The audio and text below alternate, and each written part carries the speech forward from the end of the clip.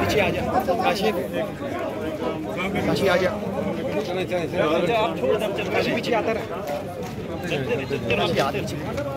बस ठीक है ठीक है।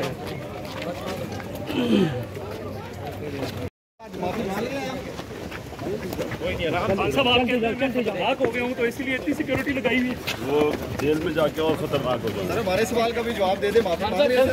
मुद्दत नहीं पूरी कर सका, कैसे महसूस कर रहे हैं आज?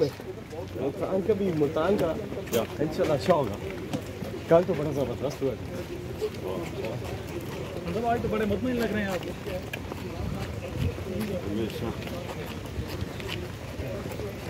सबसे ज्यादा व्यूज, सबसे ज्यादा रील्स और सबसे ज्यादा रेटिंग के साथ बोल अब भी नंबर 1 पोजीशन पर बरकरार।